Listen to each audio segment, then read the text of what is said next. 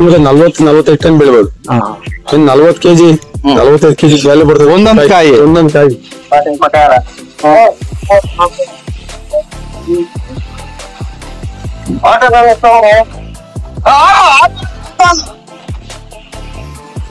ಐದರಿಂದ 6 ಕೆಜಿ ಇದ್ರೆ ನಿಮ್ಗೆ 1 ಕೆಜಿ ಕಾಯಿಗೆ ಅವ್ರು ಎತ್ಕೊಂತಾರೆ, ತೊಂದರೆ ಇಲ್ಲ. 1 ಕೆಜಿ ಇದ್ರೆ 1 ಕೆಜಿ ಇದ್ರೆ ಎತ್ಕೊಂತಾರೆ. ಜಾಸ್ತಿ 5-6 ಕೆಜಿ ಅಷ್ಟೇ. ನಮಸ್ಕಾರ, ನಮ್ಮ ವೀಕ್ಷಕರೆಲ್ಲ ಹೇಗಿದ್ದೀರಾ? ಎಲ್ಲರೂ ಚೆನ್ನಾಗಿದ್ದೀರಾ ಅಂತ ಅನ್ಕೊಂಡ್ರೆ ಇವತ್ತು ಬಿಸಿಲು ತುಂಬಾ ಜಾಸ್ತಿ ಇದೆ. ಕಾರಣ ಅಂದ್ರೆ ನಿಮ್ಗೆ ಗೊತ್ತಿರ್ಬೋದು, ಬೇಸಿಗೆನಲ್ಲಿ ಸಿಹಿ ಕುಂಬಳಕಾಯಿ ಕೃಷಿ ಬಗ್ಗೆ ಮಾತಾಡೋಣ.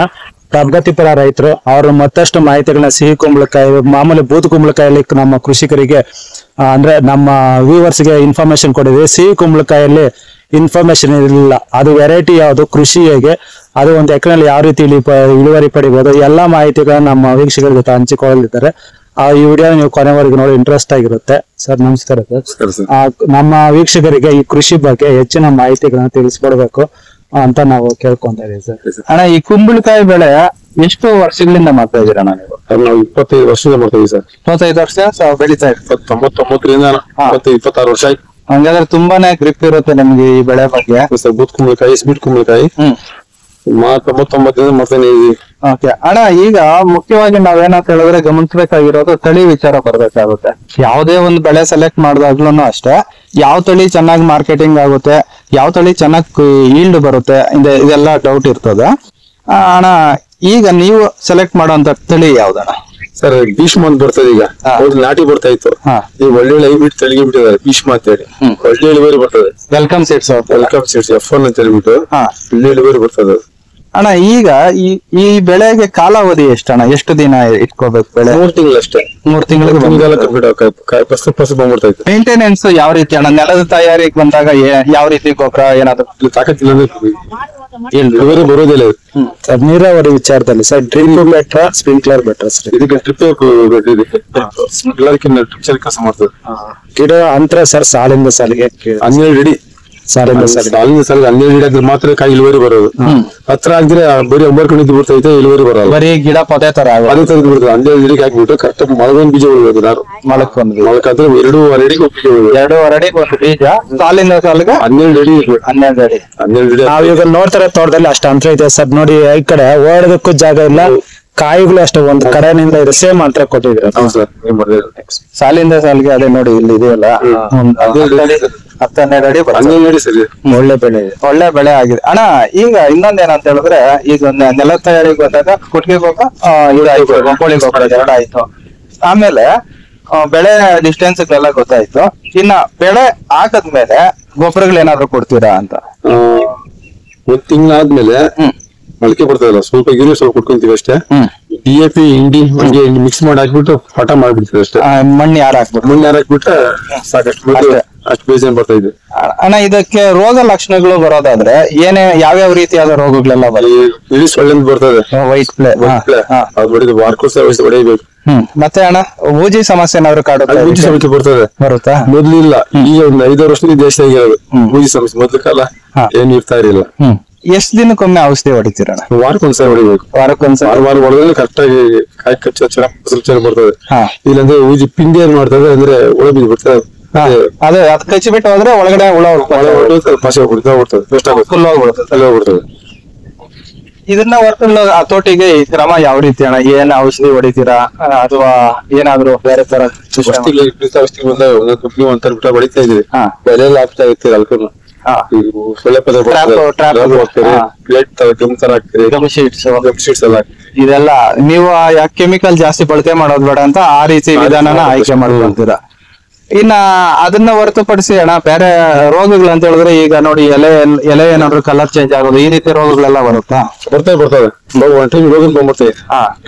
ರೋಗ ಬರ್ತಾ ಇದೆ, ಇದಾಗ್ಬಿಡ್ತಾವೆ ಟೈಮ್. ಅದು ನೋಡಿ ಔಷಧಿ ಹೊಡ್ಕೊಬೇಕು. ವೈರಸ್ ರೋಗನೂ ಬರುತ್ತಲ್ಲ ಬರ್ತೈತೆ ಸರ್. ಬೂದ್ ಕುಂಬಳಕಾಯಿಗೆ ಸಿಹಿ ಕುಂಬಳಕಾಯಿಗೆ ಬೆಳೆ ಮಾಡೋದ್ರಲ್ಲಿ ವ್ಯತ್ಯಾಸ ಏನ್ ಸರ್? ಮುಖ್ಯವಾದ ವ್ಯತ್ಯಾಸ ಇದು ಸ್ವೀಟ್ ಕುಂಬಳಕಾಯಿ ಸ್ವಲ್ಪ ಸಲೀಸ್ ಮಾಡೋದು, ಬೂದ್ ಕುಂಬಳಕಾಯಿ ಕಷ್ಟ. ಅಂದ್ರೆ ಈ ಪ್ರೀತ ತಾಕತ್ ಮಾಡಿ ಇದಕ್ಕಿಂತ ಡಬಲ್ ತಾಕತ್ ಮಾಡ್ಬೇಕು ಅದಕ್ಕೆ. ಅದು ಒಂದ್ ಎಕರೆಗೆ 40-50 ಟನ್ ಬೆಳಿಬೋದು. ಅಲ್ಲಿ ಬೂದ್ ಕುಂಬಳಕಾಯಿ 45 ಟನ್ ನಾವು ಬೆಳೆದಿದ್ದೀರಿ. 45 ಟನ್ ಒಂದ್ ಎಕರೆಗೆ 45 ಟನ್ ನಾವು ಬೆಳೆದಿದ್ದೀರಿ. ಇದು ಸರ್ ಇಳುವರಿ ವಿಚಾರದಲ್ಲಿ ಇದು 20-25 ಜಾಸ್ತಿ. 1 ಎಕರೆಗೆ 20-25 25 ಅಷ್ಟೇ. ಅದು ಬೂತ್ ಕುಂಬಳಕಾಯಿ 40-45 ಟನ್ ಬೆಳಿಬೋದು. ಇನ್ 40 ಕೆಜಿ 45 ಕೆಜಿ ಬೆಲೆ ಬರ್ತದೆ ಒಂದೊಂದ್ ಕಾಯಿ ಅಷ್ಟು ಅಂದ್ರೆ ಸರ್ ಅದು ಅಂದ್ರೆ ಅಷ್ಟು ದಪ್ಪ ಬೆಳೆದ್ರೆ ಏನಕ್ಕೆ ಯೂಸ್ ಮಾಡ್ತಾರೆ ಸೇಲ್ ಆಗ್ತದೆ ಆಗುತ್ತಾ ಎಲ್ಲ ಹಲ್ವಾಕ್ಕೆ ಹೋಗೋದು ಎಲ್ಲ. ಹೌದಾ ಈ ಸಣ್ಣ ಕಾಯಿ ಎಲ್ಲ ಕೇರಳ ಕೊಂಡೋಗ್ತದೆ. ಕಾಶಿ ಹಲ್ವಾ ಅಂತ ಏನೋ ಮಾಡ್ತಾರೆ ಹಲ್ವಾ ಕೊಂಡೋಗ್ತದೆ. ನಮ್ ಕಡೆ ಬೂದ್ ಕುಂಬಳಕಾಯಿ ಬರೀ ದೃಷ್ಟಿ ಉದ್ದೇಶದಿಂದ ಹಲ್ವಾ ಮಾಡಿದ್ಮೇಲೆ 800 ರೂಪಾಯಿ ಏನದು. ಇಲ್ಲಿ ಹಲ್ವಾ ತಿರಸ್ಕಾರ ಮಾಡ್ತಾರೆ. ಅಲ್ಲ ನಮ್ ಕಡೆ ಯಾರು ತಿನ್ನೋದೇ ಇಲ್ಲ ಅಲ್ಲ ಸರ್ ಅದು. 800 ರೂಪಾಯಿ 1 ಕೆಜಿ ಹಲ್ವಾ. ಯಾವ ಮಂಡಿನಲ್ಲಿ ಎಲ್ಲೆಲ್ಲಿ ಕೆಳಗಡೆ ಬೇಕರಿ ಬೇಕಿದೆ ಬೂತ್ ಕುಂಬಳಕಾಯಿ ಪಕ್ಕ ಹಲ್ವಾ ಬಂದು 800 ರೂಪಾಯಿ 1 ಕೆಜಿ. ಈ ಮಂಗಳೂರು ಕಡೆ ಎಲ್ಲ ಜಾಸ್ತಿ ಯೂಸ್ ಮಾಡ್ತಾರೆ. ಸಾಂಬಾರ್ಗೆ ಹೋಗ್ತದೆ, ಇಡ್ಲಿ ದೋಸೆಗೆಲ್ಲ ಹೋಗ್ತದೆ ಬೂತ್ ಕುಂಬಳಕಾಯಿ. ಹೌದು ಸರ್, ಒಳ್ಳೆ ಹಾಕ್ತಾರೆ. ಅರ್ಧ ಬೂತ್ ಕುಂಬಳಕಾಯಿ ತೆಗೆದ್ಬಿಟ್ಟು ಎಕ್ಸ್ಪೋರ್ಟ್ ಆಗ್ತದೆ, ದೋಸೆಗೆಲ್ಲ ಆಗ್ತದೆ. ಅಣ್ಣ ಇದು ಇನ್ನ ಮಾರ್ಕೆಟಿಂಗ್ ವಿಚಾರಕ್ಕೆ ಬಂದಾಗ ನೀವು ಯಾವ ಮಾರ್ಕೆಟ್ ನ ಚೂಸ್ ಮಾಡ್ಕೊಂತೀರಿ? ಈ ಕುಂಬಳಕಾಯಿನ ಇಲ್ಲೇ ತೋಟದಲ್ಲೇ ಕೊಟ್ಬಿಡ್ತೀರಾ ಅಥವಾ ನೀವು ಸ್ವಂತವಾಗಿ ಹಾರ್ವೆಸ್ಟ್ ಬೆಂಗಳೂರಲ್ಲಿ ಹಿರಿಯಾಣದಿದ್ದಾರೆ, KR ಮಾರ್ಕೆಟ್, ನಾಗಯ್ಯ ಮಾರ್ಕೆಟ್. ಅದು ಅವ್ರಿಗೆ ಹಿರಿಯಾಣದ ಅವ್ರಿಗೆ ಪ್ರೀತ ಹೊಸಕೋಟೆಯಿಂದ ನಾವು. ಆಮೇಲೆ ಕೇರಳ ಬರ್ತಾರೆ, ತಮಿಳ್ನಾಡೆಲ್ಲ ಬರ್ತಾರೆ, ಚೆನ್ನೈ ಎಲ್ಲ ಬರ್ತಾರೆ, ಇವರೇ ಬರ್ತಾರೆ. ಅವ್ರಿಗೆ ಬಂದು ತೋಟದಲ್ಲಿ ತಗೊಂಡು ಹೋಗ್ಬಿಡ್ತಾರೆ. ಅಣ್ಣ ಏನ್ ಪ್ರೈಸ್ ಅಣ್ಣ ನೀವು ಮಿನಿಮಮ್ ಪ್ರೈಸ್ ಕಡಿಮೆ ಪ್ರೈಸ್ ಎಷ್ಟು ಕೊಟ್ಟಿರ್ತೀರಾ? ಜಾಸ್ತಿ ಪ್ರೈಸ್ ಅಂದ್ರೆ ಎಷ್ಟು ಕೊಟ್ಟಿರ್ತೀರಾ ಅಣ್ಣ? ನಾವು ಕಡಿಮೆ 5 ರೂಪಾಯಿಂದ ಕೊಟ್ಟಿದ್ದೀರಿ. 2.5 ರೂಪಾಯಿ ಕೊಟ್ಟಿದ್ದೀರಿ ಸರ್ ಬೂತ್ ಕುಂಬಳಕಾಯಿ. ಅಲ್ಲ ಈ ಕುಂಬಳಕಾಯಿ ಸಿಹಿ ಕುಂಬಳಕಾಯಿ ಒಂದು 5 ರೂಪಾಯಿನಿಂದ 18 ರೂಪಾಯಿ ಕೊಂಡು ಕೊಟ್ಟಿದ್ದೀರಿ. 18 ರೂಪಾಯಿ ಲಾಸ್ಟ್. ಜಾಸ್ತಿ ರೇಟ್ ಅಂದ್ರೆ 18 ಕೊಟ್ಟಿದ್ದೀರಿ ಅಷ್ಟೇ. ಕಡಿಮೆ ರೇಟ್ ಅಂದ್ರೆ 5 ರೂಪಾಯಿ. ಅದಕ್ಕೆಲ್ಲ ಟಿಲ್ಲ ಕಟ್ಲಾಗಿ ಕೊಟ್ಟಿಲ್ಲ. ಈಗ ಒಟ್ಟಾರೆ 1 ಎಕರೆ ವಿಸ್ತೀರ್ಣ ಮಾಡ್ಬೇಕಂದ್ರೆ ಇದಕ್ಕೆ ಎಷ್ಟು ಖರ್ಚು ಬರ್ಬೋದು? 1 ಎಕರೆಗೆ 35-40 ಸಾವಿರ ಅಷ್ಟೇ ಬರ್ತದೆ. 35-40 ಸಾವಿರ ಬರ್ತದೆ ಅಷ್ಟೇ. ಒಂದು ಆದಾಯದ ಲೆಕ್ಕಾಚಾರಕ್ಕೆ ಬಂದಾಗ ಎಷ್ಟು ಬರುತ್ತೆ ಅಂದ್ರೆ ಟೋಟಲ್ ಇವಾಗ ಸರಾಸರಿ ಒಂದು 15 ರೂಪಾಯಿ ಬೆಲೆ ಇಟ್ಕೊಂಡಾಗ ಒಂದು ಎಷ್ಟು ಬರ್ಬೋದು? ಆದಾಯಕ್ಕೆ ಬಂದಾಗ ನಾವು 15 ರೂಪಾಯಿ ರೇಟ್ ಸಿಕ್ಕಿಬಿಟ್ಟಾಗ 3 ಲಕ್ಷ ರೂಪಾಯಿ ಲಾಭ ಸಿಗ್ತದೆ. 3 ಲಕ್ಷ ರೂಪಾಯಿ ಆಗುತ್ತೆ. 3 ಲಕ್ಷ ಲಾಭ ಸಿಗ್ತದೆ 1 ಎಕರೆಗೆ. ಓಕೆ. ಅಣ್ಣ ಇನ್ನ ಈ ಕಾಯಿ ತಗೊಳ್ಳೋದಾದ್ರೆ ಸುಮಾರು ದಪ್ಪ ಅಂದ್ರೆ ಎಷ್ಟು ಕೆಜಿ ತೂಗುತ್ತೆ ಸರ್? 5 ಕೆಜಿ ಅಷ್ಟೇ, 5ರಿಂದ 6 ಕೆಜಿ ಅಷ್ಟೇ. 5ರಿಂದ 6 ಕೆಜಿ ಇದ್ರೆ ನಿಮ್ಗೆ 1 ಕೆಜಿ ಕಾಯಿದ್ರೆ ಅವ್ರು ಎತ್ಕೊಂತಾರೆ, ತೊಂದರೆ ಇಲ್ಲ. 1 ಕೆಜಿ ಇದ್ರೆ 1 ಕೆಜಿ ಇದ್ರೆ ಎತ್ಕೊಂತಾರೆ. ಜಾಸ್ತಿ 5-6 ಕೆಜಿ ಅಷ್ಟೇ. ಅಷ್ಟಲ್ಲ ಬರೋದು ಅಷ್ಟೇ ಬರೋದು. ಅದು ಬಂದು ಅಷ್ಟು ಎತ್ಕೊಂತಾರ? ಅಷ್ಟು ಎತ್ಕೊಂತಾರೆ, ತೊಂದರೆ ಇಲ್ಲ. 1 ಕೆಜಿ ಕಾಯಿ ಕರೆಕ್ಟ್ ಆಗಿರ್ಲಿ, ವೇಸ್ಟ್ ಆಗ್ತಿವಿ 1 ಕೆಜಿ ತಗೊಂಡ್ ಹೋಗ್ತಾರೆ, ಏನು ವೇಸ್ಟ್ ಮಾಡಲ್ಲ. ಹೆಂಗಣ್ಣ ನೀವು ಇಷ್ಟು ವರ್ಷಗಳಿಂದ ಸತತವಾಗಿ ಬೆಳೆದಿರ್ತೀರಾ, ಕುಂಬಳಕಾಯಿ ಬೆಳೆ ಹೆಂಗನ ಲಾಭದಾಯಕನ ಅಥವಾ ಲಾಸ್ ಏನಾದ್ರು ಆಗಿಲ್ಲ? ಎಲ್ಲಾ ಬೆಳೆಗೂ ಹೋಲಿಕೆ ಮಾಡಿದ್ರೆ ಬೆಸ್ಟ್.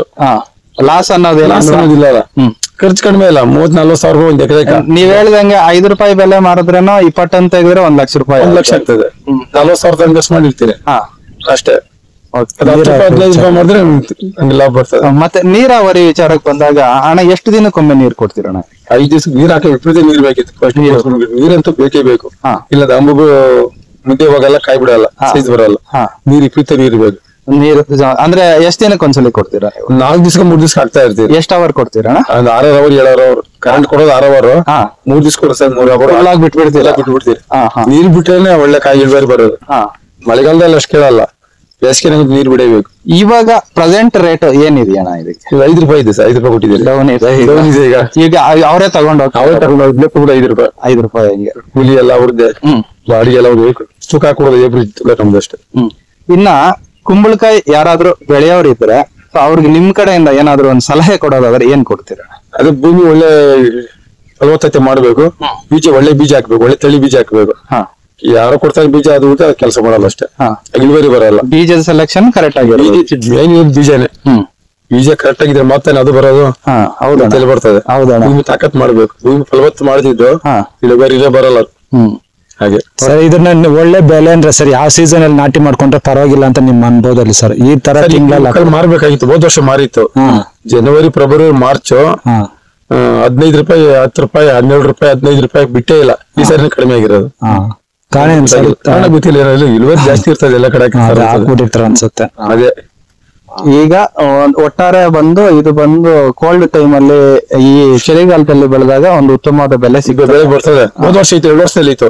ಈ ಸಾರಿ ಸ್ವಲ್ಪ ಕಡಿಮೆ ಆಗಿದೆ. ಬೇಸಿಗೆದಲ್ಲಿ ಇದಕ್ಕೆ ಸೀಸನ್ ಅಂತ ಏನಾದ್ರು ಸೀಸನ್ ಯಾವಾಗಾದ್ರೂ ಬೆಳೆಯೋದಾ? ತಿನ್ನ ಪದಾರ್ಥ ಅಲ್ಲ, ಎನಿ ಟೈಮ್ ಹೋಗ್ತಾ ಇರ್ತದೆ. ಅಲ್ಲ ಈ ಬೆಳೆ ಬೆಳೆಯೋದಕ್ಕೆ ಸೀಸನ್ ಏನಿಲ್ವಾ? ಸೀಸನ್ ಏನಿಲ್ಲ, ಅದು ಯಾವಾಗಾದ್ರೂ ಬೆಳಿಬಹುದು. ವರ್ಷ ಮೊತ್ತ ಕಾಲನು ಬೇಕಾಗ್ತದೆ, ಬೆಳಿಬಹುದು. ನೀರ್ ಅನುಕೂಲ ಇದ್ರೆ ಎಲ್ಲ ಬೆಳಿಬಹುದು. ಹೌದಾ? ಹೌದು ಸರ್. ಒಟ್ಟಾರೆ ನಿಮ್ಮ ಸಮಯ ಕೊಟ್ಟು ಇಷ್ಟೊತ್ತು ನಮ್ ಜೊತೆಗೆ ನಿಮ್ ಮಾಹಿತಿನ ಹಂಚ್ಕೊಂಡಿದ್ದೀರಾ. ನಿಮ್ಗೆ ನಮ್ ಚಾನೆಲ್ ಕಡೆಯಿಂದ ಧನ್ಯವಾದಗಳು ಅಣ್ಣ. ನಮಸ್ಕಾರ.